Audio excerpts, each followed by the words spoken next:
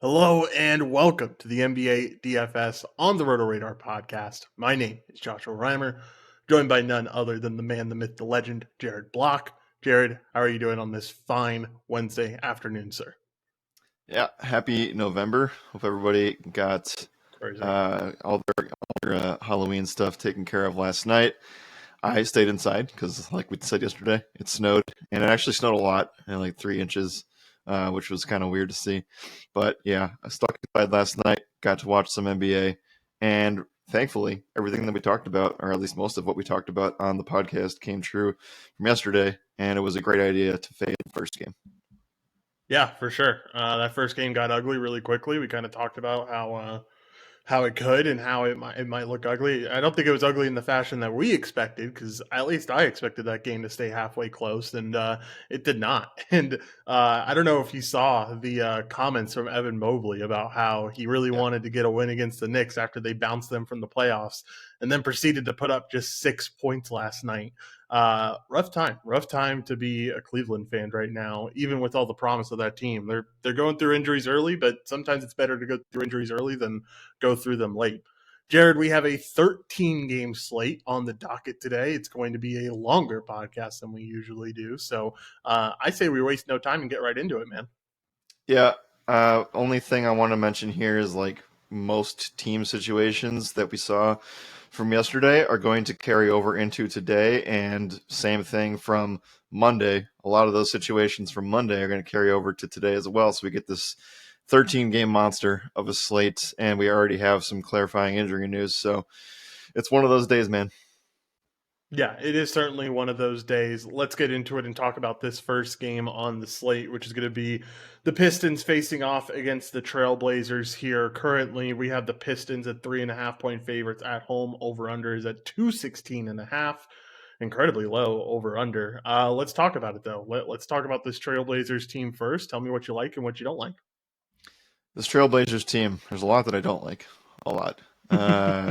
So there's not much to like. Shaden Sharp hasn't necessarily figured it out. There's been some coach talk surrounding that. I think he'll, get things figured out here, but it is an interesting matchup between him and Hayes and Cunningham and some of those other guys there. I think that they both. There's just a lot of hype around the new guys on both squads. Trailblazers find themselves in a spot where they're not going to stay competitive too much this season, but this will be one that they will. So I think I'm going to stay away from Scoot until we see signs of improvement there. But Shaden Sharp, definitely interested in that. Definitely interested in Brogdon. And we know that Simons is going to be out for 6 weeks. But the interesting spot potentially, and I don't think we can necessarily like count on it in cash games, but narrative, Jeremy Grant going back to Detroit today. Yeah, that's a good point. Jeremy Grant coming back to Detroit, a team that he was on for a little bit. I don't know how much you can necessarily count on that. It's not like his usage has been all that spectacular in this offense. I mean, I guess he's second best in on the team, only behind Malcolm Brogdon, who's first with almost a 30% usage rate right now. I mean, you're getting a good price tag at 6,300. Is this something you're halfway willing to rely on, or something you just want to stay away from? Uh, I think that on a slate like yesterday or even Monday, when we had a little bit a smaller number of games, I would have been more apt to play it. Uh, I think it's in play. I just don't know if it's a must play with everything going on right now. Yeah, I would tend to agree. What else do you like in this game? Anything? I keep looking at Malcolm Brogdon, man, and I keep seeing a player that keeps generating a lot of shots, keep generating a lot of usage in the system, and he's only 5,900. I keep staying away from it because of the fact that I don't think this Portland's team is very good, and I think they have a lot of chances to get blown out. I don't know Right. if this is one of them though. This is definitely one that could stay close, wire to wire, and maybe that puts Brogdon halfway in play at the price tag you're currently getting him at, and with the usage that he's been getting, I mean, 29% is massive for the price tag you're getting. You're not going to find a lot of guys at 6K, below 6K on FanDuel with a 30% usage rate. Well, that's the thing, right? And getting Brogdon to play 4 quarters will certainly help this. And not many times, like I mentioned, we're going to be able to count on that piece of things. He will also be one of the first guys to sit immediately, right? Because they don't want to wreck Yep. his trade value, because I know that that's coming at some point this year. Probably not for a while, but again, saving the legs for a playoff team is going to be certainly something that the Blazers are going to look at. Yeah, I think that that's kind of it. I would actually somewhat be interested, depending on what we get for Jaren Duran on the other side, or Jalen Duran. Sorry, get Jalen Duran and Jaren Jackson mixed up all the time this year. So I think what we need to take a look at as things evolve throughout the afternoon is what happens with this spot for the center in this game. With Duran missing shoot around, we saw that, and we'll get to this on the other side. But just to let the rabbit out of the hat here, I think that this is where we're going to see potentially different defenders guarding guys like DeAndre Ayton and Robert Williams. I don't love the play in cash necessarily, but this could actually be a spot where we actually see Ayton's spot improve for the first time this year, and coming off of one of his better games this season. Yeah, for sure. Lots of rebounding chances for him. 18.5 rebounding chances so far this season is what he's averaging game to game. And that's pretty massive. I think that's number one in the league. Let me double check here. I have my stats in front of me. Let's see. Yes. No, not number one in the league, but very high up there as a top guy in terms of centers with 18.5. So he'll have a chance to crash the boards. I think Stewart and Bagley and Wiseman create a much easier matchup for him, and I definitely don't mind the spot for Ian. Anything else on this side? If not, let's talk about Detroit and what that Jalen Duran injury means for this team as a whole. Yeah, let's talk about Detroit. I don't really have much more to say about Portland. I think that, again, like the Jeremy Grant stuff is interesting. The price tag is low. Don't necessarily love it in cash. So you can play it in tournaments if you want to run a narrative-driven GPP lineup. There's plenty of narratives to talk about. I guess the final point on the Portland stuff, and it goes right to Detroit as well, applies to both teams. Both teams are going to get blown out a lot. Detroit has actually been covering at a higher clip than expected, which I think we've kind of nailed and picked on this year so far. But yeah, I think that 4 quarters will be played in this game, and I think that a lot of fantasy viability can come from it. As far as Detroit stuff goes, the biggest thing is whether or not Jalen Duran's going to be able to play today. Not getting to shoot around is going to definitely be on, I think, the doubtful side of questionable today. And if we have that, we have a spot where they've been starting Stewart at the 4. That could bring Marvin Bagley, who actually we already know was practicing with the first team unit at shoot around this morning. That would bring him into a starting position, and we have seen 4 DNPs in a row for James Wiseman. So they currently obviously don't have any interest of playing him. So with the injuries, with the Duran stuff on the board here now, I mean, that's the most interesting spot on this side. Yeah, for sure. I mean, if Stewart gets the go without Duran in the lineup, you can expect a lot of rebounding chances for him. You can expect a lot of upside for him in terms of scoring as well. And we've already seen him be pretty decent. I mean, I don't know how much his minutes can really go up, so maybe it's more of a talk of a guy like Marvin Bagley getting a bigger role here because Stewart's already playing the power forward role and already getting a boatload of minutes, 30 plus in every single game, getting up to 36 in one game as well. Maybe it's Bagley who kind of gets that minutes bump, that big minutes bump. And that, in fact, that's what we saw against Oklahoma City when Jalen Duran did get injured. Marvin Bagley was the guy who stepped in, ended up playing a season high 24 minutes. Think you can expect Bagley to see around 30 minutes today. And if that's the case at 4,700, he's a clear go for plays. I definitely like the spot for Bagley. Yep, 100%. 4,700 on FanDuel with power forward center eligibility, which is nice. And then on DraftKings, Bagley is 4K as well. So yeah, I mean, I think you don't necessarily have to go all the way dumpster diving today, but there are going to be a lot of guys that are going to be in this range that are in play, and Bagley's going to be one of them. We'll get this news well ahead of Lock 2, which is going to be the most enticing part of this. So I'm fine with Bagley, and I think that as far as anybody else goes on the team, Josh, it does look like things are accurately priced here. I mean, Oscar Thompson is nearing 7K now. We're getting a spot where I think, I don't know. I know that the injuries to Bogdanovich and Livers still exist, but Stewart feels a tad underpriced. But Cade Cunningham, I'm going to wait to see if he turns things around here as well. I don't know, man. I just feel like that's the center spot's probably the best thing to target for cash. Yeah, don't want to be overexposed to this game. These two teams are in the bottom third of the NBA when it comes to their pace, so it's hard to get really excited, but I think you have a few value pieces that help the overall build if you end up deciding to go there. Definitely. All right. Anything else here for the DFS side? If not, let's talk about pick'em stuff and talk about both of these teams. No, go with the pick'em spot here. I think that for this game, again, not getting too necessarily, over involved in it, I think is the way to approach it. But I do like the opportunity for DeAndre Ayton, points, rebounds, just start on the Portland side, 22.5 here. Looks pretty solid in a spot where, again, if Duran's not there, plenty of rebound opportunities on both sides. So definitely like the uptick of DeAndre Ayton stuff here. Other than that, I mean, I don't know, maybe Brogdon if you wanted to go PRA there, but I'm not super enticed with anything else. Yeah, I agree with you on the eight and stuff. I think that's very solid in terms of getting some exposure there to a front court from the Pistons. That's going to be a little bit exposed, but that's probably it. I think the Brogdon PRA is probably fine, but nothing that I want to jump the gun for. Let's talk about the Pistons side. Anything you like over here? I honestly think that they did a good job of kind of factoring in Yeah. the Isaiah Stewart stuff. So not really interested in anything. I mean, I'm always willing to bet on Oscar Thompson. I think the guy's a hooper. So if you wanted to go there with his PRA, I would understand that at 23.5, but I don't think I'd go much further. Sure. I mean, where the fantasy price tags are already super inflated for Thompson, you can get I don't know, value is not the right word, but you can get a different angle on that and go that direction. So I also think that just for preparing for this, if you were to get a Marvin Bagley starting spot, which I think what are we like 80% confident, 90% confident that happens? Yeah, I would say 90% confident. Yeah, so if we get that and then we get his numbers on the board, I don't have them on underdog, but I would attack a points number if it sits under 12. Um, Yeah, I think that's kind of where it would be. So it would be right around where Stewart's is.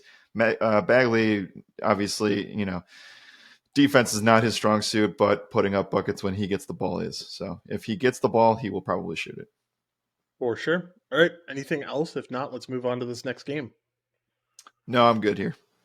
All right, next game. A little bit of it's going to be interesting. It'll be fun for you. It won't be fun for us in DFS terms. It's going to be the Bucks facing off against the Toronto Raptors. Currently, the Bucks come in as 5-point favorites on the road. The Raptors carry the lowest pace in the NBA as of Yeah. this point of the season. Mhm. Bucks third highest paced in the NBA. I think it equals out to a very middling game, to be honest with you. But let's talk about this Bucks side first. What do you think about the superstars here with Dame and Giannis? We saw Dame have a little bit of a bounce back game, but still relatively struggling considering the price tag that you have to pay to get him. Is this somewhere where you can jump on the train, or is it somewhere where you're probably staying off? Uh, I'm staying off. I think that you need to pick and choose your spots carefully with the Bucks and their superstars, and this is just one, like you said, huge down discrepancy spot. Like if we wanted to actually like pull out a model for discrepancies in terms of pace of play, this is easily one of the biggest downticks for the Bucks, not only in the season but just in general on the slate today, with 26 teams playing. So I am off of the board with this entirely. I think that if you wanted to do anything, unders we'll talk about are certainly in play for some of these Bucks. I think that Middleton being involved here, a healthy slate, and even Beauchamp is going to be good to go for this one most likely. So you got a lot. The Bucks team is pretty deep when all said and done. So I'm fine staying away from it. Yeah, certainly don't blame you. I think I'm fine with staying away from it. Currently, the Raptors have held opponents to the lowest 3-point percentage in the NBA. Kind of takes out your Damian Lillard out of the equation. They've also been middle of the field with points allowed in the paint, which I think kind of takes Giannis out of the equation. I just don't think there's a need to spend up here where it's a 13 game slate. There's going to be plenty of spend up spots that we talk about later on.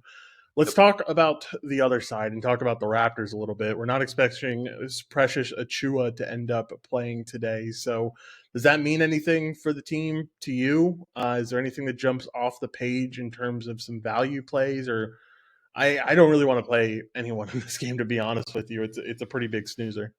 No, for DFS, I think we're staying away from everything.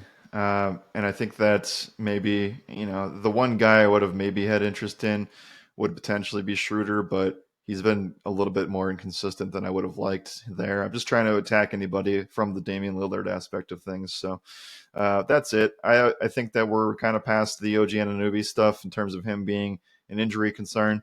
Uh, yeah, I don't know, man. This could get ugly pretty quick, but again, the Bucks having a day of travel, different country, all that stuff might put this one a little bit closer. Again, be fun for me to watch, but I don't really think that this is. It's going to be me not sweating this game from a fantasy perspective, which is I'm happy about. Yeah, for sure. Bucks have allowed the highest 3-point percentage in the league so far Shocker. this season. Back to their Bucks Right back to ways. it. Yeah. Yeah, I don't think there's anyone that necessarily takes advantage of that. If Gary Trent was getting more playing time, then I would say maybe he would. But the minutes being kind of all over the place between being in the 20s, being in the teens in the last game, being in the high Mm-hmm. 30s in other games, not enough. Not enough to rely on there. All right, pick up stuff. Anything that jumps off the page to you, I wouldn't mind taking a Dame under if you can find it somewhere. Let's see what that number looks like, honestly, because it looks like he's just trying to get acclimated to the new team, and Yes. because of that, it might Yes. take him a little bit to really get going. No Dame numbers on the board for me over Oh, at I Prize have some. Picks. Just yeah, let me hear him. 3.5 3-pointers made, 26.5 points, 37.5 PRA, 16.5 field goals. Would be willing to take an under on pretty much anything there outside of the threes made because he can still shoot 6 or 7 and make 4. So I mean, with the Raptors holding teams to the lowest 3-point percentage, I wouldn't mind it. I think under threes made is actually where I'd probably end up going. I feel like that's the one that I feel the most comfortable with. okay, I'm okay with under 37.5 PRA too. I mean, at this point, Yeah. like I said, the Bucks have so much depth, and they have been at least through some of the last couple of games in spots where I think night one against the Sixers they probably were just like Dame, just go do your thing, and that's honestly the game that they've looked the best in, because then you go in, you lose to an Atlanta team that didn't really make much sense, and so Dame didn't get a full run of minutes there, and then they kind of took care of the Heat and let him back in, so weird minutes for the starters there. I don't think we have a clear view on all this, but I think I agree with you in the fact that he is not fully acclimated to the system yet. Yeah, for sure. All right. Anything else here? If not, let's move on to this next game. Yeah, I do have one play, and this is the play I feel most comfortable with. Pascal Siakam not looking great through the first 4 games of the year. We're going to talk a lot. Like most of my article, I'm not going to give all the plays out, obviously, because those are behind the paywall, but I'll give this one out. I think that today is focusing not only on injuries, but also on guys that are just stumbling out of the gate when it comes to pick 'em plays. And Pascal Siakam is one of them. He also gets one of the toughest matchups in the NBA going up against Giannis and Brook Lopez. So I'm going to go ahead and say like the under of the PRA here is very enticing, 32.5. Yeah, I can get behind that. I definitely don't mind it. All right, let's move on to this next game. This one should be a fun one. It is the Washington Wizards facing off against the Atlanta Hawks. Currently, the Hawks are 8.5-point favorites. Over under is set at 238.5. Jared, that's because currently the Washington Wizards are number one in pace in the Yeah. NBA, and the Atlanta Hawks are seventh in pace in the NBA. So we're expecting some quick play here, some fast running. Wizards have been a terrible 3-point defensive team. Been allowing a ton of 3-pointers basically every single game. And this is an Atlanta Hawks team that feels like they could probably take advantage of that with guys like Trae Young, if he ends up playing. And if not Trae Young, then DeJounte Murray, Jalen Johnson, Sadiq Bey. All of those names definitely have some upside. So give me your thoughts on this Hawks team. And let's just start out with the fact of what do we do if Trae Young ends up sitting? Is DeJounte Murray just a clear must play, got to jam him in type of guy? Yeah, I mean, I think his price tag is going up. So I was hoping to see something in the high sevens, but he had a monster game against Minnesota. So that's going to inflate this a little bit. I do think it would be a clear go right to DeJounte Murray. Like, look, it's not a surprise that Washington is the fastest team at all, considering what they went through over the offseason, what they did. So I think, you got to start there. I'll talk about Trey. I was actually kind of surprised to see him on the injury report, but he's another candidate that actually started out slow this year. So he's going to get the best spot that he's seen so far this year. But yeah, I do think that DeJounte is definitely a clear guy to go to in the event that Trae Young would miss. But I think that Jalen Johnson's good to go either way, man. We saw him just be a staple of consistency, and we talked about them on the show on Monday, and Sadiq Bey also being in that conversation too. So one of those guys, if not both, are going to be in really good spots. But I tend to lean with Johnson right now.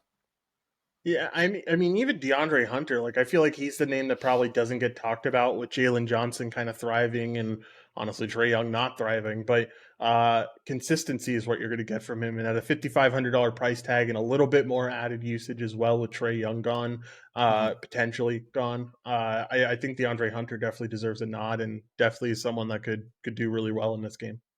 Yeah, certainly. With the pace of play and the total sitting where it is, mainly the pace of play.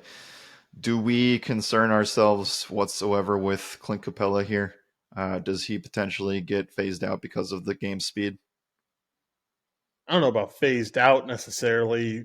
I think the minutes are super concerning for a 6K center. Like the fact that you're going all over the place with how you're playing is tough. Yeah, And they didn't even close out with him last game. They ended up closing right. out with Onyeka when they ended up getting that big comeback win against the Timberwolves. So with that all in mind, I think I'm fine with staying away from the center spot. Yeah, it's very concerning considering that's the biggest matchup that they're going to face all year, right? So Mhm. that definitely that's kind of where I was leaning to like, hey, can we play a Kongwu potentially in game stacks or potentially pick 'em spots? I don't think you can rely on it for cash games because of the fact that I don't think Capella just misses this game outright. So Daniel Gafford looking like he'll be back in as well, and that's always a spot we want to attack too. So I think that there's a lot to like for Washington or Atlanta, I should say, and I think that we kind of just have to wait for news, which unfortunately we're not going to get. Oh, maybe we will, but it could be a spot right after lock where we have to pivot. Yeah, definitely. Let's talk about the other side. Let's talk about the Washington Wizards. Like we mentioned, this Atlanta Hawks team also not playing great defense. They're one of the bottom teams in 3-point percentage. I think they're seventh worst in the NBA. They're sixth worst in 3-point attempts allowed. So there's definitely going to be some shooting opportunities.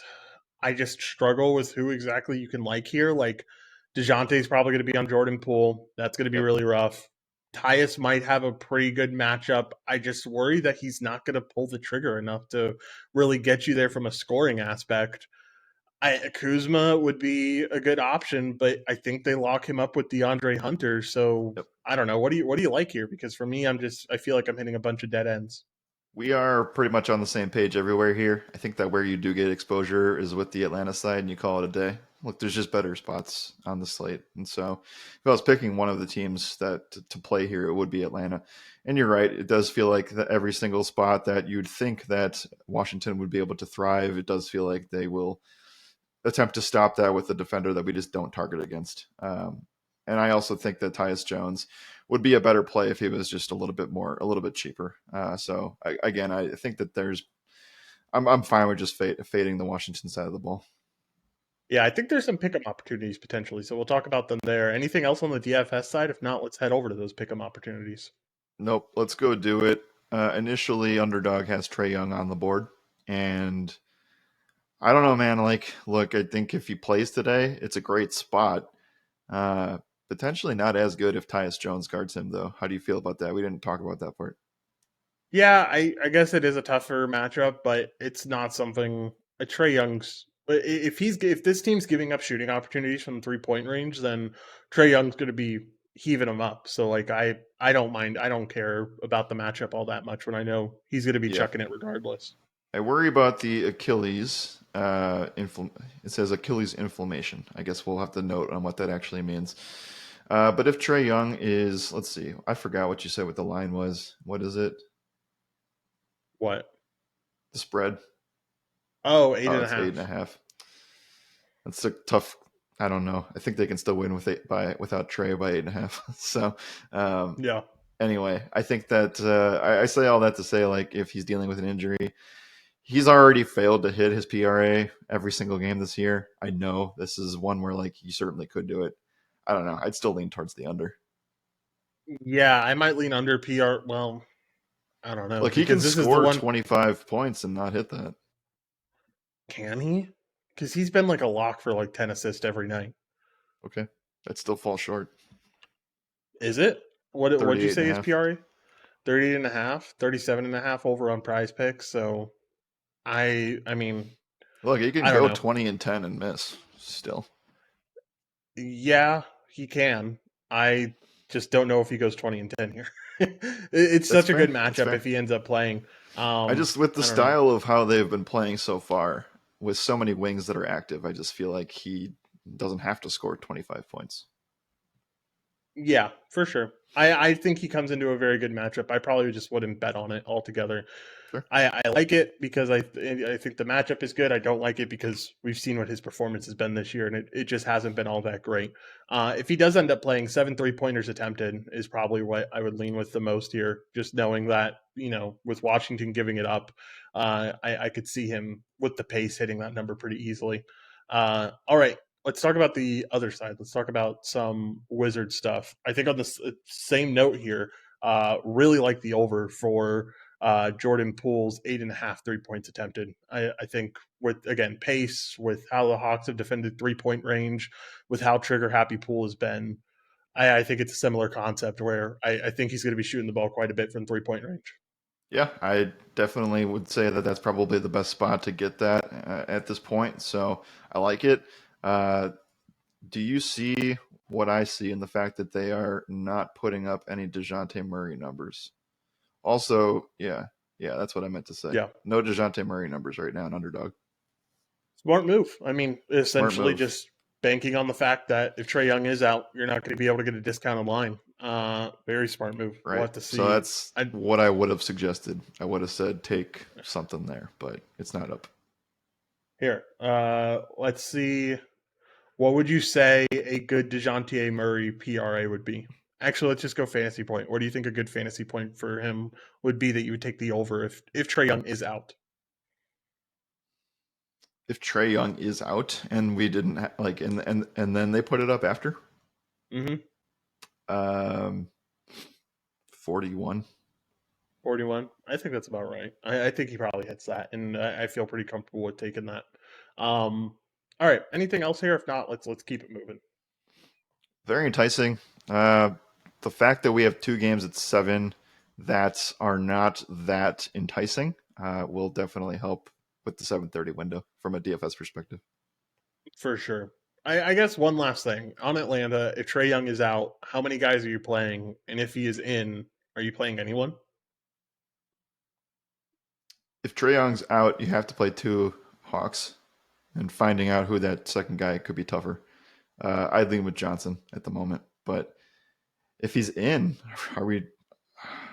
Do we just play Trae Young? Doesn't feel like I a think the spot you answer. should fade. The over under is 238. So like Right, I right, don't know how you exactly, fade it.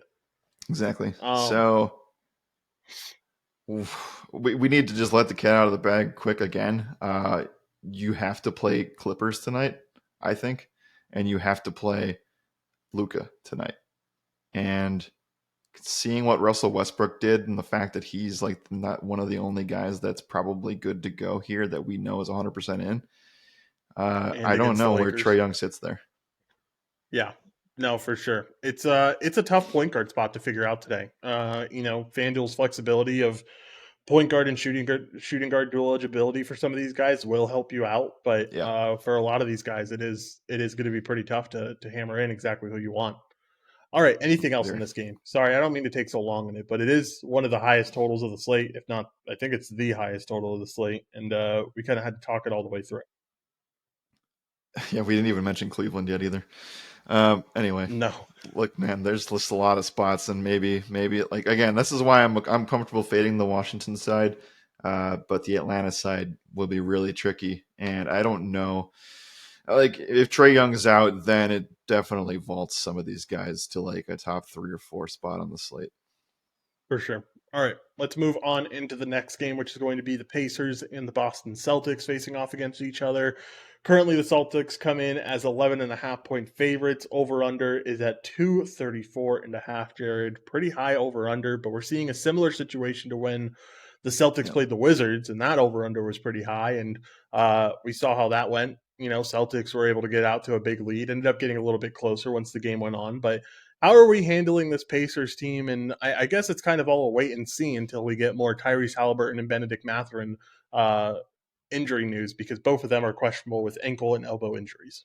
Yeah, Jalen Smith, not that important, but also on the injury report too. So I'm going to make this really easy. Well, maybe not super easy. I have no interest, and I guess the hypothetical would be so I don't have any interest in this game, even though I know the total is high. I just feel like we see exactly what we saw 2 days ago, and that this game just blows out. And I guess the answer would be like, do you really? Because I do think that if we knew Tyrese was out, then it changes, and then I think that you probably should have a lot of interest in TJ McConnell. Um, but man, is it really weird? I think that I'll take the easy way out, Josh, and I'll just say I don't want anybody on Boston. And that is recognizing the fact that Jaylen Brown went off despite the blowout. I don't think I want to play anybody with an 11-point spread on the Boston side. The Indiana side is harder to get to. So the question to you would be, do you have to play and adjust if Halliburton is out to somebody else? Without a doubt, you do. It's too much usage to leave up on the floor to not adjust to it. I think you have to get some exposure to this team. And, I would halfway say that, like, I like the pace regardless of who's in and out. If Tyrese and Matherin were in, I know it's an 11.5 point spread, but man, the pace is going to be electric here. We're going to see both teams perform really well on the offensive side of the ball, in my opinion. I I think you would have to just get a piece. I just don't know who that would be. I will say it's a lot easier to get a piece if we find out that Halliburton's out and we find out who ends up starting. I think that should be TJ McConnell. I know that also could end up being Andrew Nemhard, who we saw kind of Sure. thrive at the point guard position when Tyrese was out for an extended period last year. So, um, yeah, it's tough. I mean, you're talking about your two top guys in usage rate. Benedict Mathurin has a 26.3% usage rate, and Halliburton at a 24.9. I think you have to get exposure somehow if either one of them are out, and it's just going to depend on where. I would say if Halliburton's out, it's going to be one of TJ or Andrew, whoever ends up starting. And if Benedict's out, I honestly think it's going to be the Buddy Hield show after that, because Buddy Hield's also up here in the 20% range when it comes to his usage. And if he takes over those minutes, he should be chucking. So I would really like the Buddy Hield play if Matherin's going to end up being out here. Yeah, this 7:30 window is just like the 8 p.m. window was on Monday. You just have to kind of wait for it. Like Indiana, Brooklyn, Cleveland. We just talked about Atlanta with Trae Young. I mean, this is the spot to get things right today. So I'm not sure. I think we kind of just have to leave it at that right now. And we gave our hypotheticals and just kind of have to wait and see how it pans out. And this is why reading and reacting to news is so important. Other side, again, I said I was okay with fading it. We also called the fact that Drew Holiday was going to be super owned on Monday, and he was. Uh, I don't know what to do with this, and I can guarantee you, Josh, that Jaylen Brown will be chalked today at 8K on FanDuel. Yeah, I can definitely see it. I'm not gonna say I hate it necessarily No, I don't either. hate it either. I was taking the dog for a walk, and I was like, I don't really want to because I know how this goes, but at the same time, like Jalen, despite one game, that was the KP show in the first game, just looks like the same role. But are you happy with 37 to 40 FanDuel points at that price? The thing is, like, I think you're honestly getting like a discounted Jason Tatum when you play Jalen Brown this year, right? At least as of right now, what the stats Correct. say is that both of the two are incredibly similar. I would usually expect Tatum to get the rebounding edge, to get the assist edge, but that hasn't been the case this year when it comes to rebounding chances. Jalen Brown has more rebounding chances than Jason Tatum has so far. He has almost the exact same usage as Jason Tatum has. So, like, Hmm. essentially, you're getting a $10,600 player for 8K. I don't blame people for going to the chalk here. Probably, we probably should have went to it when he was 6,900. The price tag was way too low, and maybe this is a chance to jump back on it. But I don't know if you can go there today. Like you mentioned, there's a lot of other spots like Luca and some other things. But if you find yourself with 8K at the small forward position, a position that's been very weak so far this season, I think Jalen Brown's a great option. I think he's a really solid option too. Again, the only guy on the team that I'd be willing to play right now. Um, Man, and I think that if they win by 20 plus, he most likely does get you there, right? So that's the most Yeah. important thing. Um, on DraftKings, he's 7,700. Is he as important there with less spots to pick from? I would say probably not as important. He ends up being kind of like a last guy to fit in your lineups anyway. At that 8K price tag on FanDuel. So if you have to leave him out on DraftKings, I don't think it's the worst thing ever. I still think the spot is solid, man. It's just Yep. can't fit everyone you want, especially on a 13 game slate. Spot is solid. Does feel like we're going to go very stars and scrubs today.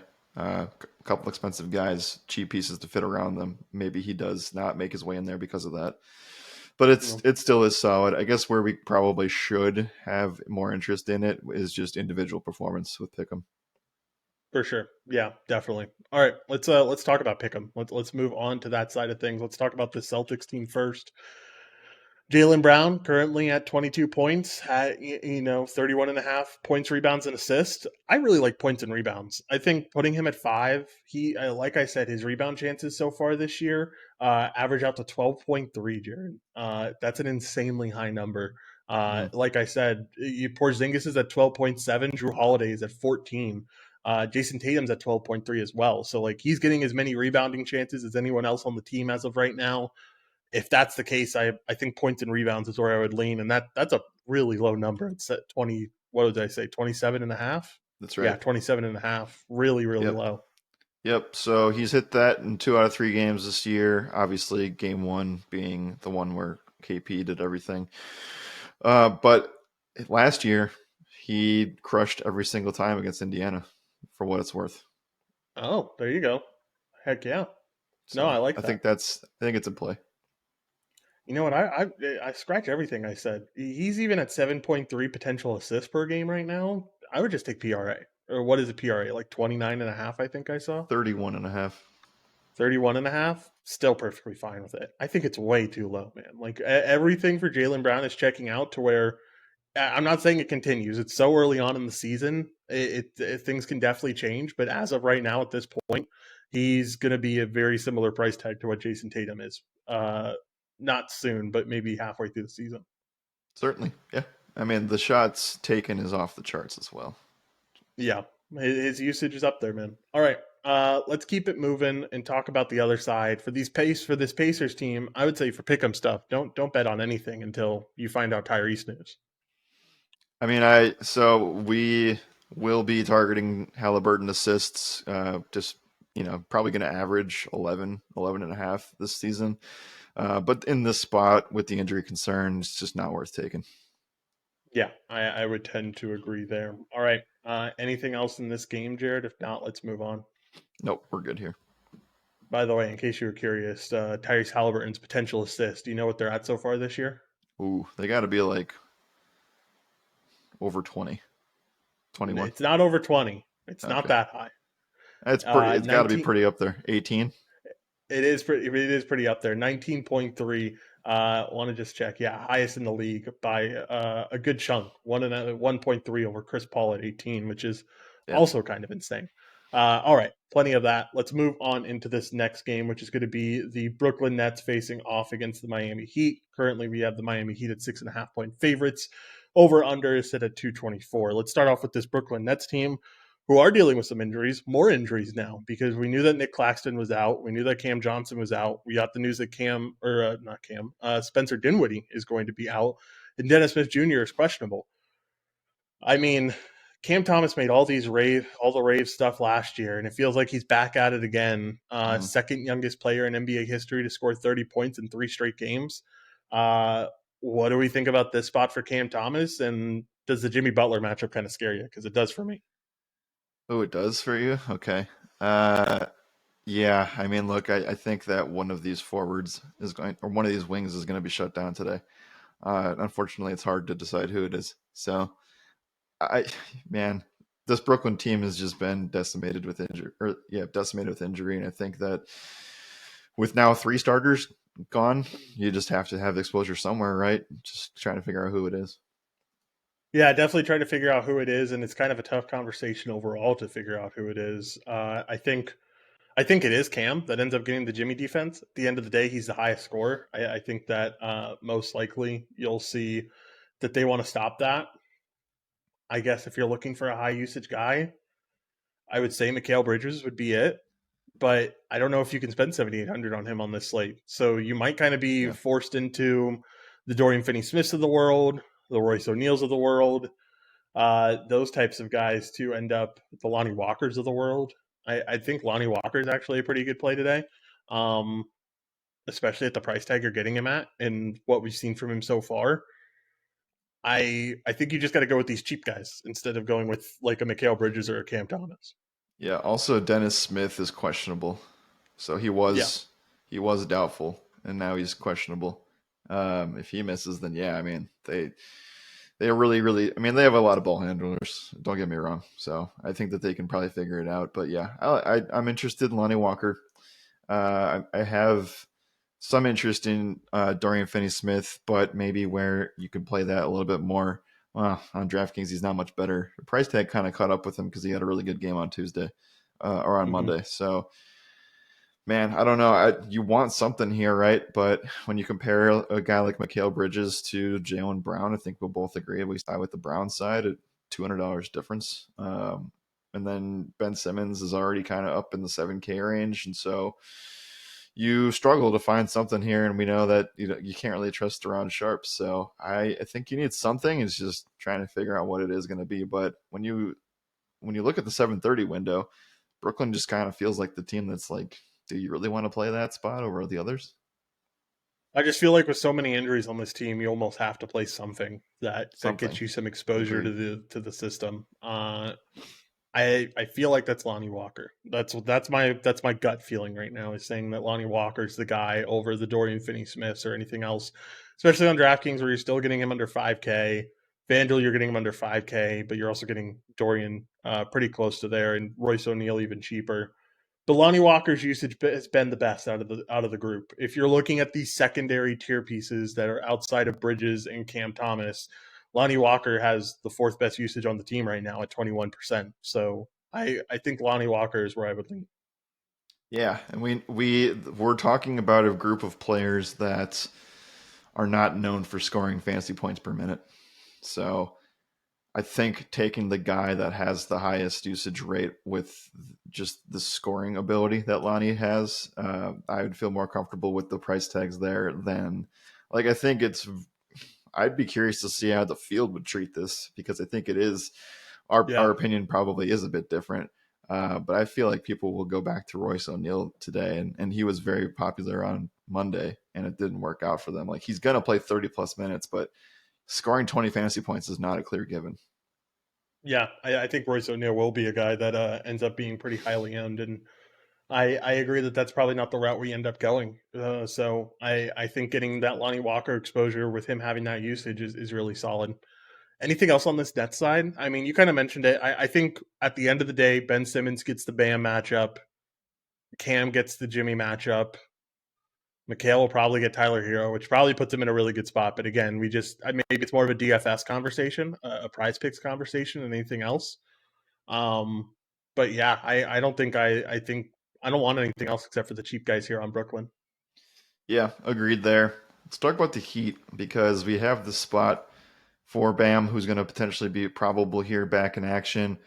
Kevin Love, questionable. Jimmy Butler is going to be somewhat of a game time decision, but he has been upgraded to probable, so he should go as well. A lot of guys coming back for this spot for Miami. I would say individually, I think this is a great Bam spot, but do you want to play in DFS? Um, no, probably not. Not today, at least. I think you just Okay. had better spots today.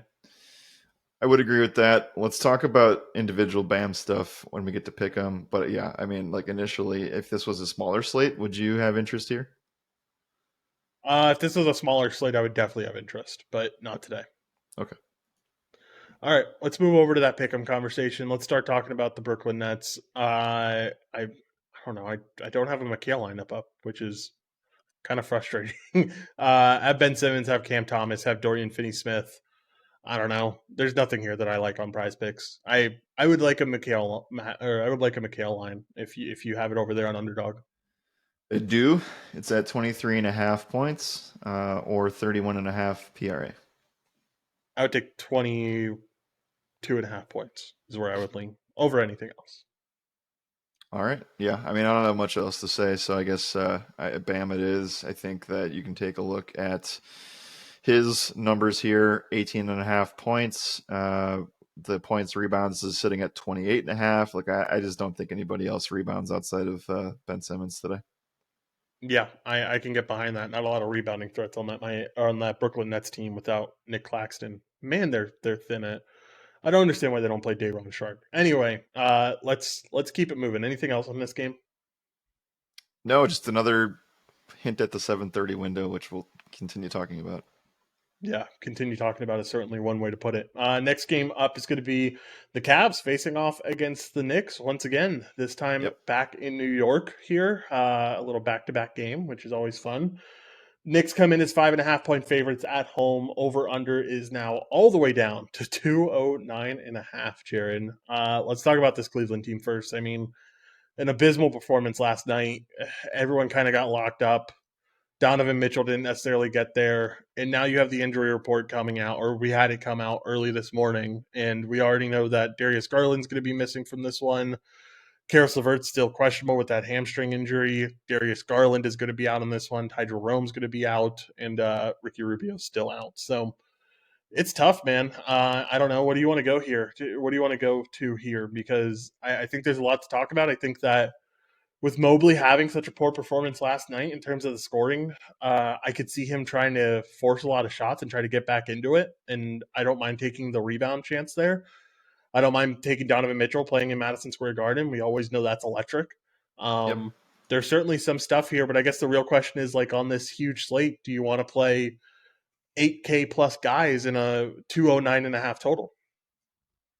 No, I don't. So I think the where what you can say about the Mitchell spot is it's a nice narrative, and I do think that going the points way for this spot in Pick'em is fine, and we know that the narrative sits there. I would worry about like if Karis LeVert is in. I just think that that would just take away Struess. It would take away Okoro. It would take away any chance of Evan Mobley getting there from the points category. And you need Evan Mobley to get it together. He needs to score like 12 to 15 points to be able to hit value, and he just has shown the inconsistency to not do that. So, if Donovan Mitchell's back, I just don't think you can touch Mobley. I think it's pretty clear at this point. So I'm just off of everything, and man, like I mean, I don't think we need to victory lap too hard on this, but 50% of the field played Dean Wade yesterday, and he put up a just massive stinker. So I don't know. I just don't really like anything here, especially back-to-back scenario. They're on the traveling end of it. I mean, both teams travel, but now they play on the road. So I'm off everything. And if you're gonna pay 10-7 for Mitchell, just find the extra money to get to Luka. Yeah, I would tend to agree there. All right, let's talk about the other side. Let's talk about this Knicks team, which is definitely just as interesting with RJ Barrett questionable with a knee injury as of right now. If RJ Barrett ends up missing, the Knicks end up losing a top guy in terms of usage rate in this offense. What does that mean for the entire team, and who do you expect to take a little bit of a bounce up after that? Yeah, I mean, I would take looks at Brunson or Randall. I think we would see an interesting decision whether or not they want to put, who would they slot there to start quickly or Hart? Art, they're not going to start quickly. I mean, I just don't think it's that interesting unless I don't know. Even if Barrett misses, I still don't think you just won't be able to get to guys in this range on either side. Yeah, it definitely is tough, and maybe it's more of a pickup conversation than anything else. But I'd be willing to take a chance on probably Brunson, if anything. I don't know. Maybe I like Randall a little bit more. I don't know. I'm kind of back and forth on the two, but I think if RJ misses, you should be playing a pickup prop from one of these guys. Yeah, Like I said, RJ's taking up 26% of the usage rate in this offense right now. Jalen's number one at 27. Randall's a little bit more down the list with quickly in front of him, but Randall's at 25% usage rate. Like, I think you have to go to someone here. I would agree if RJ sits, you would have to go to one of the pillar guys on the team. I just, man, it's tough. Like the Cavs waved the white flag so early last night. They also made a probably, I don't even know if this was a coaching decision necessarily, but Mitchell not coming in earlier in the fourth was just a bad decision overall. So maybe they were looking ahead to play this game again tonight. But I think the Knicks could end up just wiping the floor 2 days in a row. So that would worry me a little bit from a Cavs perspective. But yeah, I mean Randall probably would be my choice if anything for anybody. Yeah, I can certainly get behind that. All right. Anything else in this game, Jared? If not, let's move on to pick 'em. Moving on to Pick'em, I think you can take Donovan Mitchell points even if it sits at 30. Like I was It's slow crazy. starts yesterday. It's very high number, but again, like I think that's halfway enticing. But it would be Mitchell for me on the Cavs side, and any points rebounds number for Julius and the other. Yeah, I think that for me, I would probably end up going with not much in this game. I mean, I'm fine if you take the Donovan Mitchell stuff if you're making multiple builds, but most likely just going to stay away from it all. Yeah, good choice. And I wouldn't bet on the Knicks side until you find out that RJ news. If RJ's playing, just don't play anything. If RJ's not playing, I'd say I lean Randall PRA. All right. All right. Anything else in this game? If not, let's move on to the last 7:30 window or last 7:30 game. Yeah, let's move on. All right, last game up in the 7:30 window is going to be the Oklahoma City Thunder facing off against the Pelicans. Thunder come in as 3.5 point favorites. Over under is at 227.5. Let's talk about this Pelicans side first. We still have Brandon Ingram as questionable with that knee injury that held him out in the last one.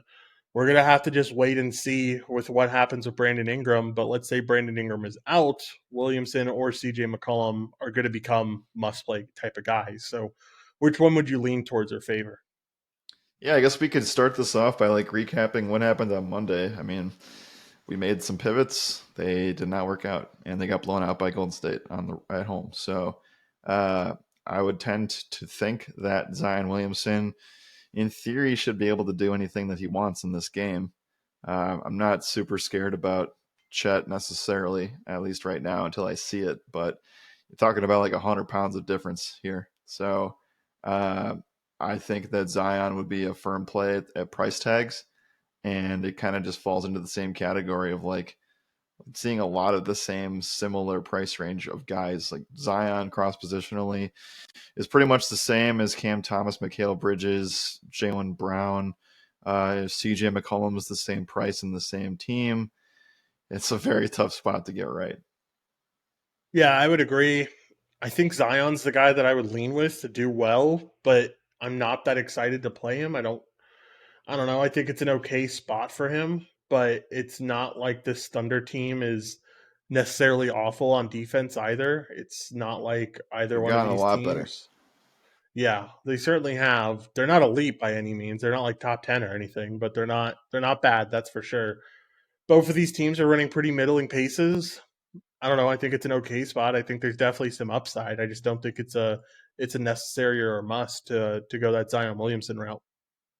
I kind of would say like I have somewhat of a GPP interest in Jonas, but that's just a GPP interest. Um, Not much to love here on the New Orleans side. I guess we have to just say we're interested because Brandon Ingram it could miss again. So there's that. But man, it's kind of just like there are just on any other slate, smaller slate. I think we would do the same thing we did Monday. But every single team in the 7:30 window and beyond are dealing with something. So I can't necessarily say I love it. Yeah, I would tend to agree. Definitely don't love it. Definitely think there's other spots that you can feel a lot more comfortable with. Let's talk about the other side. Oklahoma City's not dealing with much, but Jalen Williams is going to be out. The Jaylin Williams. Kenrich Williams also going to be out.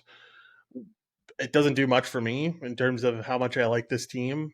I think they're pretty close to fully healthy when it comes to that starting five, and I just don't think there's anyone that I'd really jump out to play when it all comes down to it. Nope. Don't have much interest to me whatsoever. And maybe if you wanted to play Shea to get ceiling, that's I guess a pivot off of Luca, but I think that there are better spots to do that for. And yeah, you're right. I mean, yeah, Jalen Williams is in the G League. Should be back soon with this team, but I don't know. I just can't play anything in this game. I think it's a unless we get more news about Brandon Ingram.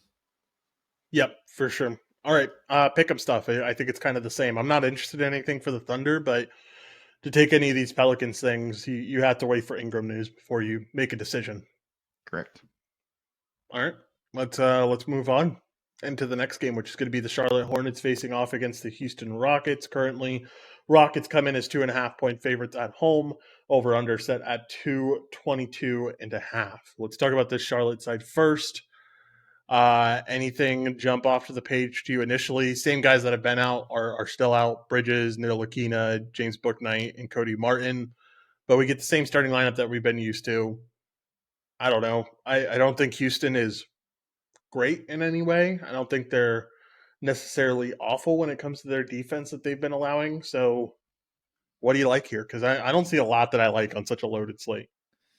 Don't love much of this. I think that until we see or hear the restriction has been lifted for LaMelo, then things start to get a little bit more interesting.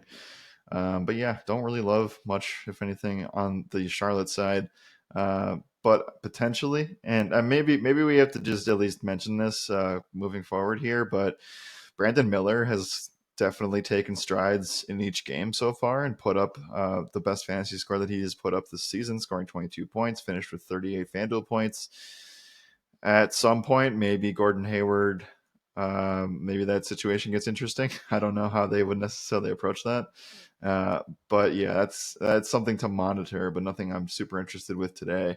But yeah, I think that the conversation potentially for this game starts with what do you want to do with Alperen Şengün, who has been as GPP boomer bust as possible. And he does get, I think, a pretty decent spot against Mark Williams here. So I don't know. That's where I'd start the conversation. Yeah, I certainly don't mind getting some exposure to Şengün. I think the spot would be solid for him. I think the upside is certainly there, and I think they could definitely uh, do pretty good in the spot. I guess, like you said, it's very tournament based, so there's not a whole lot of upside, or there's a whole lot of upside, just a whole lot of bust as well. I think I'm fine with just staying away from it in cash. Another guy in the upper sevens, Fred VanVleet. He's a little bit cheaper than guys like Jaylen Brown, Zion, CJ. Again, been very boomer bust just because Houston has been unreliable in covering the spread. So, man, he could have a good matchup here against LaMelo, but he could also get Terry Rozier. Or I guess who would Terry guard in this spot, Jalen Green or Fred? Probably Jalen Green. Yeah, there's some interesting GPP viability with Houston today. I'll I say think that. this whole game is like the GPP game It game could of the be like week. you could get a Uh, huge dud or you could get fireworks. Yeah, exactly. Don't mind Mark Williams either. This Houston team has been one of the worst rebounding teams in the NBA. Makes sense. Şengün's not really all that much of a great rebounder, and it's not really like Jabari Smith. I mean, he's done well in the past, but he's not necessarily the biggest rebounder ever. So I could see Mark Williams having a day too. Good game stack vibes from this one. Not much else though. Yes, both starting units are healthy, and that's just not a good decision for cash today.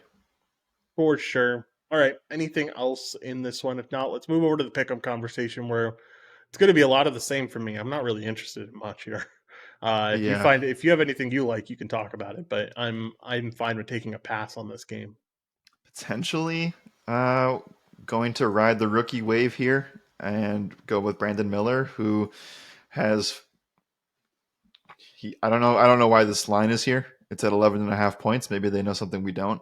Maybe it's Dylan Brooks. Who knows? But I say that. I don't know. I don't believe in the Dylan Brooks stuff like everybody else, or as much as everybody else. I don't know. So Brandon Miller at 11.5 points. He's cleared this in every single game and took the biggest step of his career so far last time out. So I'm going to go with the 11.5 points. I like that spot for Miller. I think that's solid. I think Miller's like probably one of my favorite plays from the game as a whole. Like you mentioned, like he's taking a big step up, facing off against a rookie on the other side. Brandon Miller's playing with the second team. Thompson on the other side is playing with the second team. They'll see each other quite a bit. I think you could see Brandon Miller come out there and try to ball out a little bit, and that gets me excited about the spot. So yeah, I like the Miller spot. All right. Anything else in this one? If not, we can move on into the next game. Interesting draft class stuff there. Yeah, there's two of it. There's it's also in the what other game is it in? Portland, Detroit. Portland and Detroit. Yeah, Scoot and Osar going up Yep. against each other. That's going to be a fun one too. All right, let's move on into this next game. It is going to be the Nuggets taking on the Timberwolves here. Currently, the Nuggets are 2-point favorites on the road. Over under is set at 220. 2-point favorites on the road, man. I mean, I Yep. know that it's a road game, but I feel like Nuggets are probably going to win this by more than two. Maybe I'm a little bit I don't know. I it feels a little fishy, is what I'm trying to say. But let's talk about this Nuggets team, fully healthy. I guess in a close game, like Nikola Jokic is always someone that I think you can potentially go to, and we saw in that Jazz game was able to put up 60 FanDuel points. I don't think Nikola Jokic is a bad option, but that's probably where the interest stops. Yeah, I mean, centers against the Jazz, I think we're going to be interested in all season. I will even be interested in that today too. So I think that the spot for Denver is intriguing because you're going to get 4 quarters, hopefully, and that's a pretty strong thing to say. Again, the line is a little bit weird, but I do think that this is going to be a strong game. With the Nuggets as healthy as they are, though, it's tough to go anywhere. And again, with the Joker and with Luka on the same slate, I just think you have to go Luka's way here in cash. But I agree that, like I said Monday, Joker's one of the best GPP plays. Knowing that that's a thing. Yeah, I would agree that there's definitely some GPP upside there, but not much more. Very similar to the last game we talked about. Timberwolves side, a lot of the same, man. A lot of the same. I think it's all like very good tournament upside. I think that Mike Conley will continue to have chances to go off here. I don't think the Nuggets have found like their key defender without Bruce Brown, because Bruce Brown was always that guy that could take away an on ball guy, and I think Anthony Edwards could thrive with how this Nuggets team is Sure. currently set up. So I don't mind Anthony Edwards stuff, and I think he has really good tournament upside. But again, it's all tournament based, and that's about it. I really like Edwards' points today. We'll talk about that in a second, but agree with you. And I think that this is. I'm not going to play it in tournaments, but you need Rudy Gobert to play 30 minutes today, and so I'm slightly interested there from that angle of a pick'em selection. But yeah, I think the favorite here is definitely with this Anthony Edwards piece. Last note on this spot: Jaden McDaniels played the last game for them on the 30th, and he will be probable today to play, which will eat into a little bit of everything, but mostly into Kyle Anderson and Cat. Yeah, for sure. All right. Anything else? If not, let's move on to pick'em stuff. No, let's move on to pick'em stuff.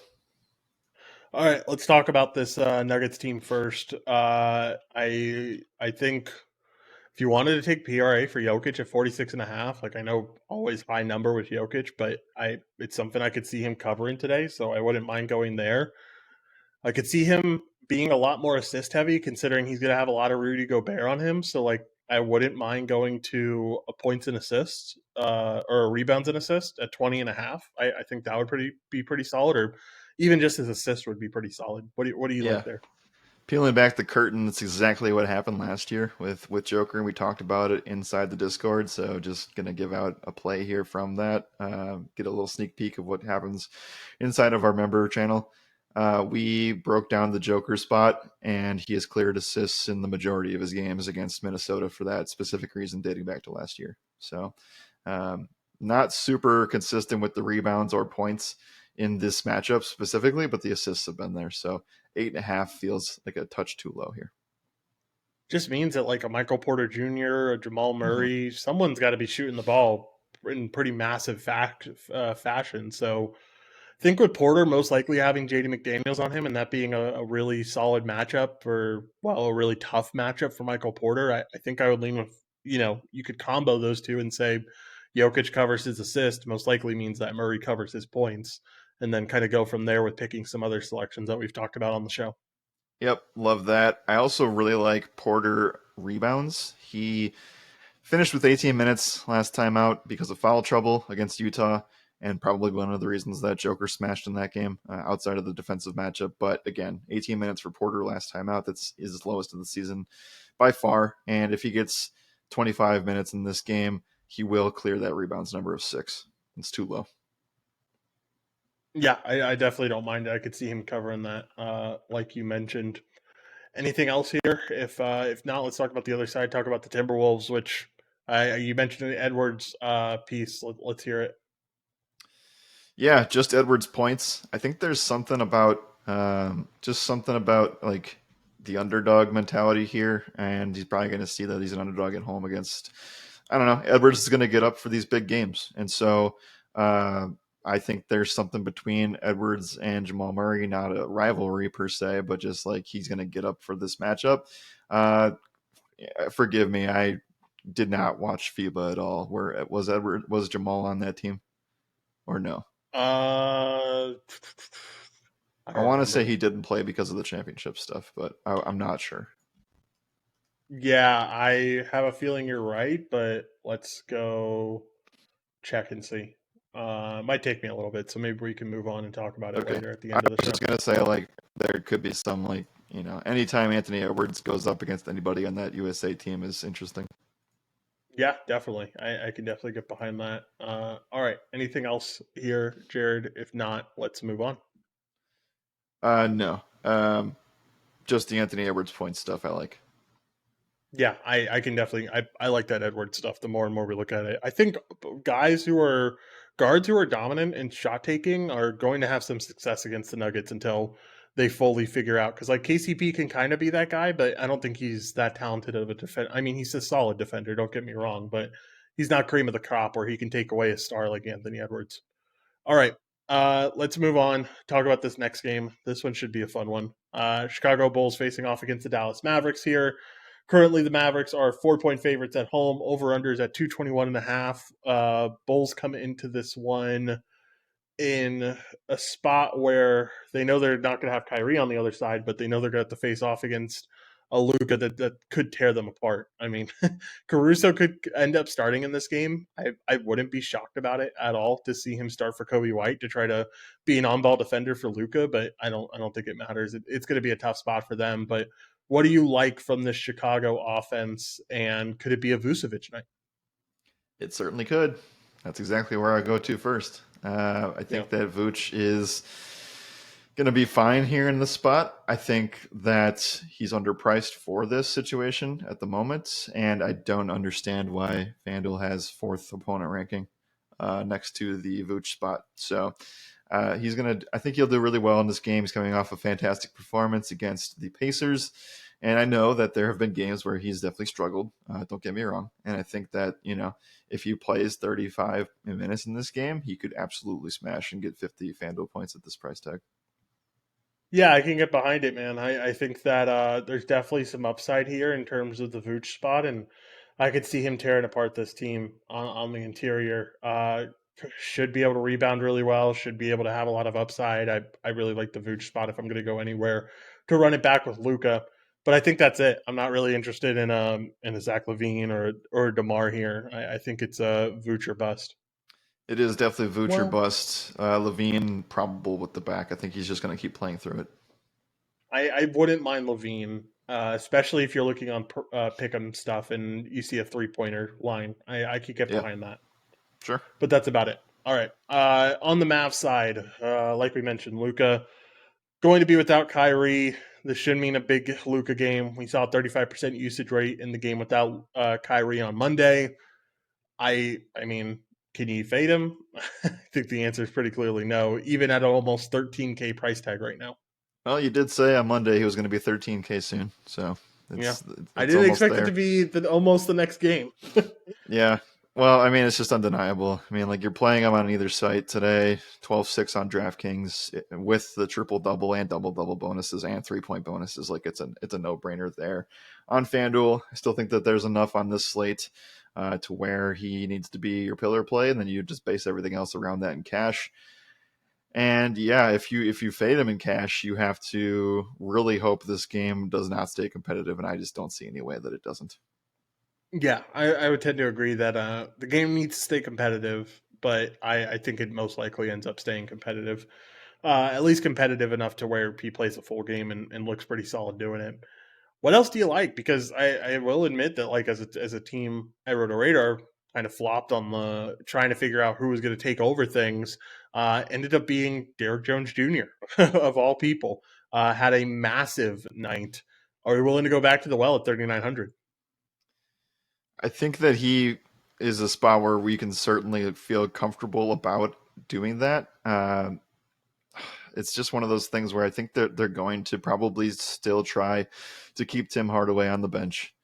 And Josh Green, I think, will have his ups and downs. Man, I don't know. I think Jones Jr. is fine. We've also experienced in spots where he like other spots. I don't know. Maybe I'm wrong here. Maybe I'm a little bit just scared that he just reverts back to like a high teens fantasy point kind of guy. I don't know, but I would take him. I would take Jones over guys in the Nets game, like Royce O'Neal. I would take Derek Jones over Royce O'Neal. Um, do we have a narrative here? Derek Jones against the Bulls. Am I Is it the right? Bulls or is it the Heat? I think it's the Heat. I I don't mean, know. I'll go double check for you, but This is a fringe one. I think we're diving deep into the. yeah, I know he played with the Heat. He did play with the Bulls. He got wait, what? He played with the Bulls. Yeah. He must have most recently been with the Bulls. No, I'm pretty sure that he has had a lot of time with the Bulls. Not a lot of time. 2 years, 1 year maybe. No, I think 2 years. But yeah, I guess there is a little bit of a narrative here. Yeah, I mean a little bit. Again, you're playing the spot for the value. Most certainly. I don't know. I think that it's okay. It's I think again like maybe I don't know. This is a spot where you're just going to be in a spot where like you have to play something in this 4K range, and he is a candidate to hit that. Would you feel more comfortable with like is he your automatic second guy to fit with Luka here? Yep, without a doubt. 3,900 is just too cheap, man. There's no way around that low of a price tag. If he's going to see the starting lineup again, I'm interested. 34 on DraftKings, I still think is way too cheap. I think he's automatically your second guy, and I don't think you really need a third guy, man. Like we're going to talk about the Clippers in a second. I think that they kind of fill in the rest of your lineup most likely. Yeah, and that's where like I think on a smaller slate, Tim Hardaway would be a guy we'd have a lot more interest in. I would take. I would just spend the extra 1,000 to play Tim Hardaway over Josh Green in this current Yeah. situation. So yeah, Mhm. I think that's where that stops. Any other interest? Maybe like Derek Lively came back down to earth, and looks like they kind of just said Dwight Powell, we're just going to run three centers here. Yeah, pretty ugly situation at center, and not interested in attacking that whatsoever. Anything else in this game, Jared? If not, let's move on to third to last game on the slate. We're getting there slowly but surely. Yep. No, I think we can go to pick him now. Oh yeah, let's move to pick 'em first. Good point. I mean, we already talked about in the Discord. We have our read and react section. If you are a member, we talked about Luca in the spot that he was in, and how you kind of just had to take that 24 or 25 and a half promo that Underdog ended up giving everyone for his points line. But now let's talk about the numbers that we're currently getting, because I think they're definitely a lot higher and they're definitely a lot more difficult to take overall. Are you still interested in Luca lines after the news is broken and he's at 34 and a half points and 53 and a half points, rebounds, and assists? I mean, I was a fan of the points in general before the discount came because you kind of saw the writing on the wall with Irving, and I think that he's probably out another week potentially. So at least we know that he's most likely not going to play today. Let's just start with that, I guess. So I was a fan of 32 plus points because again, it's higher than that now. But if Kyrie, if Luka is in a game without Kyrie. Even with Luka and Kyrie together, I still think Luka has to score 30 points for them to win a game. And so I think that, the where I'd be looking at this later in a couple hours would be a fantasy number. We played him at like 56 last time on Monday, and I was like, this is way too low. He's going to smash this, and he did. So if the fantasy line is under 60, I think you're playing it on PrizePicks and Underdog. I can get behind it. I just don't think you can really argue with the spot Nah, anymore. He's absolutely dominating right now, look, so it's hard to. yeah, right. So it's just kind of like if he doesn't hit that number, the Mavs will lose. And they're 4-point favorites, so I would consider that to be a really strong play there. Yeah, for sure. All right. Anything else here? If not, let's move on into the next game. Yeah, I didn't check it, but just to back the Vooch call, 27.5 points rebounds feels pretty strong if he plays 35 minutes. Yeah, I can get behind that. I think that's a really strong line They for have him sure. slotted for 15.5 points. I just feel like he's a candidate for 20 today. Yeah, I would tend to agree that points should be able to get there, and if he gets 20, I think 20 and 10 is around what I'm expecting, Yeah. and Yeah. I feel pretty confident with that. All right, next game up is going to be the Memphis Grizzlies facing off against the Utah Jazz. Currently, the Jazz are 2-point favorites. Over under is at 225.5. I think this game kind of goes under the radar, and I think it's for all the wrong reasons. I really like this Grizzlies side, man. Jazz have very clearly been the worst defensive team in the NBA. Grizzlies are running at the seventh fastest pace. You have two very usage centric guys in Desmond Bain and Jaren Jackson Jr. I want to take the shot. I think either one of these guys could do really, really well here. And if I had to lean one, it would probably be Desmond Bain with how this Utah team has been defending the 3-point line, but I could see either one of them. And honestly, the guy that people won't talk about today, if they end up going here, is going to end up being Marcus Smart, who has been Oh, a usage getter, man. Like he has been pretty solid in terms of the usage that he's been receiving on this team, and I think the upside is there. So I really like this Memphis team. What do you think about them? yeah. Well, we're spot on with the game. We're definitely both on the same wavelength there. Uh, I guess where do we want to start? I think that I agree with you the Utah stuff. I also disagree with the opponent ranking once again. I mean, centers against Utah are just going to smash Walker Kessler consistently here, and John Collins is not going to help this argument at all. I know we've seen stinkers from Xavier Tillman the last couple of games out, but I just think it's a really, really good spot for him again. Maybe, we have to look at the fact that he hasn't been that aggressive with the points and scoring on the offensive end. Still getting plenty of rebound opportunities. Blocks and steals are going to be there here. Going to have to play big with Walker Kessler on the court. So I think that Tillman is fine. Triple J now getting up to a 9K price tag is certainly something that I'm a little bit uncomfortable with, but we know the ceiling can certainly be there. He's only had one like huge block breakout game, and this could potentially be another one. But it could also just be a 3-point fest, which is very enticing for Desmond Bain. 8,700 though, man, that's a weird range to be in on a stars and scrubs slate. Yeah, but I think it's one that I'm willing to try to find a way to just to get this exposure. I just really like Desmond Bain today. I think the upside is totally there, and I think that the usage is best on the team right now. And you're going up Yeah. against a Utah team that's worst defense in the NBA currently. So I love the Desmond Bain spot. Plus, he's done really well in this spot before too. Like scored over 20 points in 5 out of the last 6 games, had 50 FanDuel points in one of these games as well, has had over 40 FanDuel points in 4 out of the last 6. And remember, the majority of these are with John Morant in the lineup Yeah. and with John Morant being the main guy. Like if he can do that in these situations, I think without Ja, he should be hooping here. He should be playing really well.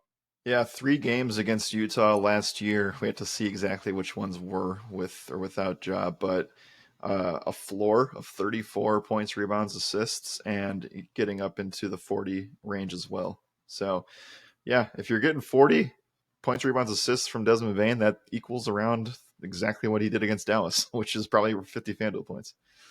Yeah. Let's see. There was one game that was without Ja, I think. No, two games without Ja, and it was the one on January 8th and the one on October 29th. Yeah, And well, in those those are the two, ones where he smashed the PRA, so it makes sense. yeah, in those two games, he had 50 FanDuel points and 43 FanDuel points. So it lets me know all I need to know. And the usage Yep. is even better in this spot. Also, Derrick Rose being out is bigger than people, people say. He's been a huge usage getter when he's played his 15 to 20 minutes on the floor. And so Derrick Rose being out only means that Desmond Bain gets a couple more shots up and gets a couple more chances. So I don't think people are here with me, man. I think this is like my bold call of the day is that Desmond Okay. Bain ends up smashing stuff. Nice. Well, I like it, man. I think this game stays close. I think it's a higher pace of play game than people will realize too. I know Utah, it kind of just seems to be a stinker for like over under totals, but I like this game quite a bit. And I also like the Jazz side too, specifically one player. Yeah, we'll talk about it. I think we're done with this. I think for me, it's just Bain. I mean, Jaren Jackson's just fine, but Bain's the main guy that I like. Who do you like on the Utah Jazz? So I like Laurie Markkinen here. I think that he is a guy that I understand will get Jaren Jackson, and that is a little bit concerning. But at the same time, not only is Utah terrible at defense and defending the 3-pointer, but so is Memphis this year. They rank in the bottom five Yeah, currently in that category, and we've just seen this be a wagon for 3-point shooters. Lowry definitely not like known for doing that, but he has been able to play some games consistently here where he has taken upwards of 13 3-point attempts. So that is extremely enticing for me. And he's been able to clear 3-point line numbers. We'll talk about it in the pick'em spot and recommend that in 3 out of the last 4 games. And even one of those games where they played the Suns, I believe they got their ass kicked in that game. So everybody got their was able to, they weren't able to play full 4 quarters. I think that they'll be able to do that here. And if we see Laurie Markkinen play upwards of 35 minutes, there's true 50-point upside here too. yeah, I would tend to agree that I can really get behind the Laurie spot too, and I think this spot's very very solid for him and his overall upside. Um, I don't think there's anything else. I think it's Bane and Laurie, and I think those are two really good props to take, especially if you take them together and you kind of get that in-game correlation as well. I feel pretty solid about that.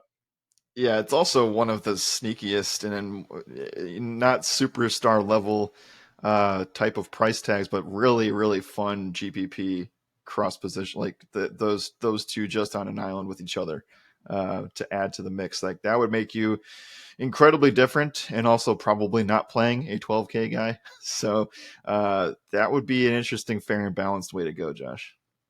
Yeah, them two get Jalen Brown in the lineup. Yeah, you I'm could just trying to play think like of four 8K guys. get Bam as well, and I feel really solid with that core of Laurie, Bane, Bam, and Jalen Brown. That's a really good way to go about things. And then you can get all that value that everyone's going to be playing and clearly stand out from the field today. All right. Yep. Anything else in this game? If not, let's talk about pick'em stuff and talk about what we like from both sides. For me, it's really just the Bane show, like I mentioned, and 8.5 3 points attempted is where I will go to. That's a nice one. 8.5 threes attempted. I have that here in underdog too. Yeah. 26.5 points feels high again, but maybe we do take the PRA of 36.5 because he's smashed in this spot. Um, yeah, I like that. I think the Tillman rebounds stuff will be in play today again. 8 is where that sits. Lots of threes made or lots of threes attempted in this game, Josh. So there will be rebound opportunities. Yeah, for sure. Definitely a great point, and I think Tillman can take advantage of that. On the other side, what's the Laurie stuff that you like? The Laurie stuff I like the most is the 8.5 threes attempted. So that's the same thing as Bane. We do not have a threes made for Laurie at this time. So if you had that, I'd love to hear what that would be. But 36.5 points, rebounds, assists is also enticing. For 3 pointers made, they don't have one. Sad. They have one for Desmond Bain over here. It's 3.5, and I wouldn't mind taking that Okay. prop either. Okay. All right. Anything else here, Jared? If not, let's keep it moving. Move on into the late night hammer, which is a true late night hammer. Yep. No, let's move on. All right, last game or second to last game up is going to be the Clippers facing off against the Lakers. Currently, the Lakers 4.5 point favorites. Over under is 226 in the battle for Los Angeles. Let's talk about this Clippers team first. Got the news late last night after their game finished that a lot of guys are going to be under injury management. We don't know for sure. All Lou said was that we don't know if these guys are playing or not. So Kawhi, Paul George, and I think that's it, right? Are they putting Westbrook under this or no? No, he doesn't qualify. Okay, so Kawhi and Paul George are those injury management guys potentially. We know that James Harden's not going to play. We know that most likely none of the other additional guys are going to play. We don't know about Terrence Mann yet either. So this Clippers team, it really comes down to at the end of the day, the best part about playing guys like Laurie and guys like Desmond Bain is the fact that you have some additional maneuverability around this game and around what injuries are going to come out around this game. Because, if you find out Kawhi and Paul George are out, you're going to have to find a way to get Bones Highland, Russell Westbrook, and whoever else you can get from this team. How do you think you handle that with how this slate presents itself? I am putting my flag down on one play. Well, I want to say two, but to make this more fun, it's the best narrative on the slate, Josh, and that is Russell Westbrook playing the Lakers, and he will ball out tonight. I can guarantee that. So 7,600. No James Harden. I think one of Kawhi or Paul George sits in this game, and just with the fact that it's the same strategy of last night, if not worse, for the Clippers, meaning they're just going to have potentially less guys to go because Paul George and Kawhi were not anywhere near the injury report, and they both were able to play. So, man, yeah, I love the Russell Westbrook spot. I know as a Lakers fan, you have mixed emotions here, but from the outside looking in, just with all this stuff going on, and Russell Westbrook seeing that this is his spot, because once James Harden comes back, he's relegated to like a forgotten role. And I think that he's going to go out and show everybody that he, like he did last night, is just a fine. Like he's just, needs to be considered as one of the guys on this team. So Yeah. that's my flag plan of the day. Russell Westbrook, I think, is an elite play. Yeah, I can't say it's bad play. Like I understand the upside. I understand if one of these guys misses, he gets a boost in usage, and we already saw what happened last night. And I think that was kind of like that was one of his proven performances before James Harden gets on the team, and now he has a chance at another one against a rival now and a former team that they he doesn't like them very much. So I think the Westbrook side is really solid and definitely can get behind it. What else do you like? Because if we find out that Paul George or Kawhi Leonard ends up missing, I really like the Bones Island spot. I can potentially get behind some other guys as well. Guys like Norman Powell should be at the front of taking a lot of shots, and Yes. I don't know. There's definitely other options here. What else do you like? So the second flag plant guy would have been Norman Powell. He's Yeah, 5,300. I really liked him last night, was able to get him on one site. He didn't necessarily pay off, but this guy just needs the peripherals to get there, I think, is the main concern here. I think he's going to get very close to scoring 20 points off the bench. That's probably where they're going to keep him. But I do worry a little bit about Terrence Mann coming back in. He specifically is now not ruled out because of him not being in the trade. I don't really think the ankle is the biggest issue here. I think it's mainly they weren't going to play him until this trade stuff was figured out. So him coming back would certainly affect this a little bit. But if we get no Terrence Mann, I mean, Norman Powell needs to be in everybody's lineups tonight. yeah, I would tend to agree that Norman Powell is definitely someone that's going to be a big contributor without Terrence Mann. And if it's Terrence Mann, then Terrence Mann's going to be a really big contributor. So you kind of just got to wait and see here. Let's talk about the Lakers side. Wait, can we Anything bring you up like one more? here? Bring up one Go more for it. guy. This Yeah. is like the battle of, like you said, it's the battle of LA. But so not only like I think all of the Clippers stars, quote unquote, are from Los Angeles area, correct? Because Yeah. James Yeah. I Harden, I think. believe, is also part of that. Yeah, I'm pretty sure he is.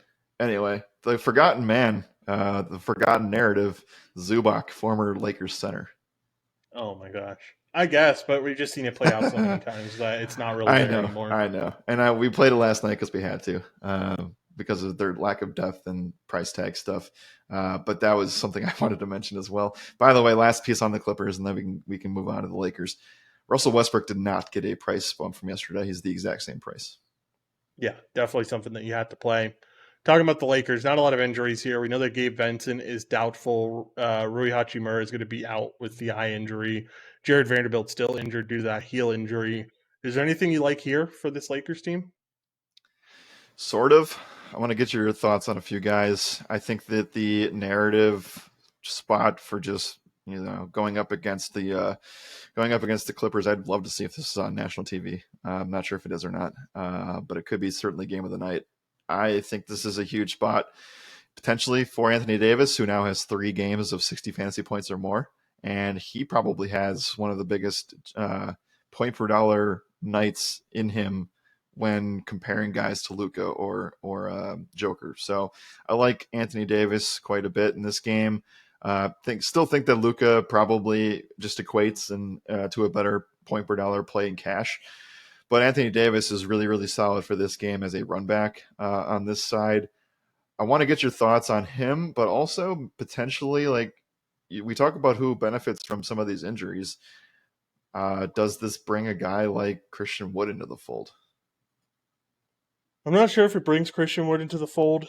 I think he's going to continue to play around the 20 minutes mark. Um, we saw that get a little bit extended against Orlando. Maybe that does apply to this game. I think the Christian Wood spot's okay. I'm really excited about the AD spot. I don't think you can spend on it today because of Luca and all the upside he has, but like Right. he's rebounding like a madman right now. He has 22 rebound chances per game, most in the NBA at the current point. Mm-hmm. He's just getting after it and affecting everything. And his defense has been the best it's been in quite a while. So Yeah. I like the AD spot. I think that the upside is certainly there, and you can kind of see LeBron kind of handing the keys over to him as well because we've seen LeBron take a big step down in terms of being a scorer on this team, and we've seen him be more pass happy, and I think that'll just continue to lead to AD having big games. Yeah, I can't disagree with anything there. Again, I think actually I'd be willing to go out here and say that Anthony Davis is the second best play on the slate. You just can't get to him because of price. Yeah, I would tend to agree that the AD spot's really, really solid. It's just you can't play two 11K guys or two guys that are 11K plus. I think that's it. I don't really want anything else. I will say I could get behind D'Angelo Russell here. You were right. You nailed it. He seems to be a guy that's one of the more consistent scorers on this team. Definitely proved that against Orlando. Could prove that here again against Russell Westbrook defense and against Bones Highland defense, which Bones Highland's making progressions on his defense, but Westbrook certainly isn't. And I could see Russell doing really well here. Yeah, I mean they inserted Highland into the starting lineup last night. We'll see what they do here. It's completely unpredictable at this moment. So I like D'Angelo Russell. I also feel like he is a little bit. Well, I shouldn't say too expensive. It's just a weird range to put him in. But I Yeah, understand, like if you have the money and you're around there, he definitely is a viable candidate for cash too. for sure. All right, let's move on to pick'em stuff. I you can't really take. I do they even have Clippers numbers on the board? No, not a single one. Let's talk about Lakers numbers then, because AD, I could certainly get behind. 51 and a half fantasy score, I think, is probably a little bit too low, so be willing to take an over there. Also, just willing to take an over on his rebounds alone at 12 and a half. Like I said, 22 rebounding chances per game, highest in the NBA right now. So Anthony Davis definitely has that on his side and could do that really well here. I think that's it for this Lakers team, though. I mean, if you wanted to take D'Angelo Russell points at 14 and a half, I wouldn't mind it. I wouldn't mind taking under on LeBron James's points from now until they adjust to him taking a lot less field goal attempts. Yeah, I mean he hasn't hit what is it 22? Yeah, 22. He has not. He's only hit that once, and that was against Sacramento. Yeah, in a massive scoring, massive high pace game. Yeah, Davis has cleared points in 3 out of 4 games. One not being opening night, which obviously didn't score in the second half there. So Going up against Jokic, tough right, matchup. exactly. So points rebounds for AD makes a lot of sense here still too. 37.5. Cleared that in the last 3 games. Yeah, you want something from Davis here. He's, again, we said, a phenomenal play. I don't have a fancy number on my side, but I can guarantee you that if it's at the number that you said, 50? That's 51.5. We are playing that tonight as a team. Yeah. Yeah, that's definitely a very solid pick for sure. All right. Anything else in this game, Jared? If not, let's move on to the last game of the slate. Still an absolute banger game. By the way, this game is a nationally televised game, so maybe that leads to maybe you hold off on my LeBron take for one game. Don't play it here because we know what nationally televised LeBron ends up doing. Yep. But I think later on throughout the season, keep taking his under, and you'll feel pretty good writing on that. Well, sorry to cut you off, but before we go to the last game, if this is nationally televised, does that affect what the Clippers can do with the resting situation? I have no clue how the resting rules end up working. I think it's that might something be to do with resting 2 guys, and they have to investigate injuries. And I think I still stand by the fact that one of them is sitting. It's just impossible to tell right now. Yeah, for sure. We'll have to wait and see on that front. All right. Last game, still a banger game to end things off. We have the Kings having a rematch against the Golden State Warriors. We saw this first game, and it was a lot of fun to watch. It was a lot of fun to watch Curry absolutely put up 40 on this team. Let's talk about the Kings, though, because they're going to be without a guy who kind of helped that game stay relatively close in De'Aaron Fox. He is going to be out with an ankle injury. That's going to be a few week injury as well. We already got the news that Davion Mitchell is going to be starting in his place. A very good defender, not a very good points per minute type of guy. What does this mean for the team? And is it Domantas Sabonis revenge again? I would like to start there. I think Sabonis is another guy that makes a lot of sense. And the problem with this, though, is that I just feel like the Kings could potentially just fall on their face here. We'll talk about the Warriors, but they get some key additions back today, potentially. And I just feel like you are asking Sabonis to do to basically do everything in his possible just to win. And I don't know if that's a play in cash that I would necessarily like. I can consider it, but just with the fact that there are so many other really, really good plays today, I don't know if it would be like if this was a 7-game slate. I think we'd be talking about this in much more excitement. So Sabonis, I think, is going to be just fine. Remind me, I don't think Draymond played in this game the first time around. I don't think so. Then you have Golden State at home now, which I think is a different story.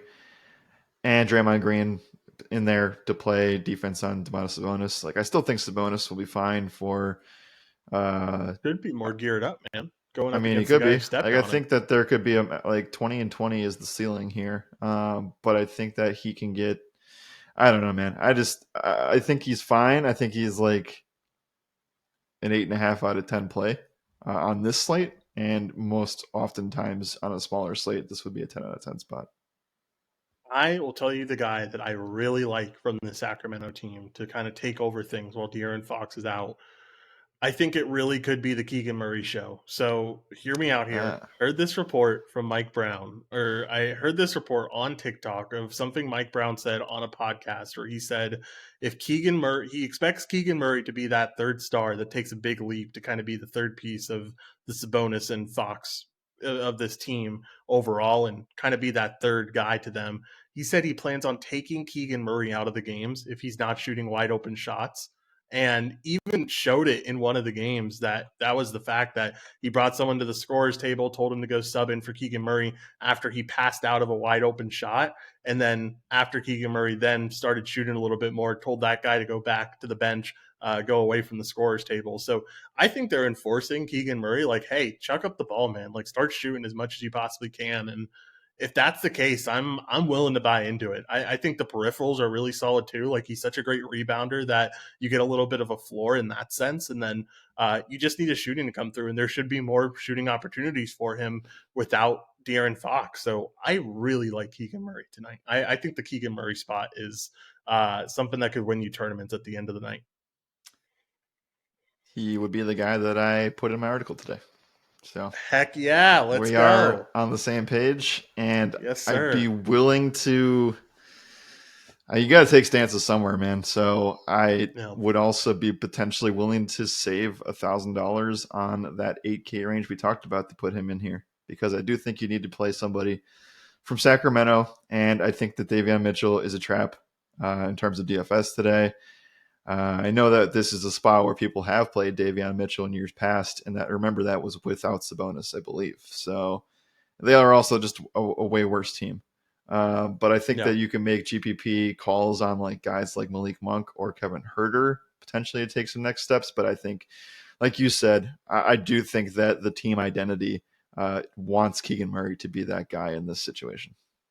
Yeah, completely agree there. All right, let's talk about the Warriors side. I don't think there's much here. Like, I know that the Kings are running at a fast pace right now, but like, I think that when everyone is healthy on this team, it's just really hard to see ceilings. And I think Clay ends up playing this game most likely. I think Yep. that if Clay plays, like, it's just too many mouths to feed on a fully healthy team. Yeah, so I think Clay's back for this one. I think that Draymond Green's going to keep ramping up minutes, and even regardless if Kaminga plays or not, like this team is close to 100%. So I don't see a need to go here. We're on the same page with this. They could sit Dario Saric too. I don't think that's a huge deal though. Yeah, for sure. All right. Pick'em stuff. I think the only thing I'd be interested in is Keegan Murray. Yep. So if you were to go there, 15 and a half points, 29 and a half fantasy score, 22 and a half points plus rebounds. I think points plus rebounds is where I would lean, but fine with any of those numbers, really.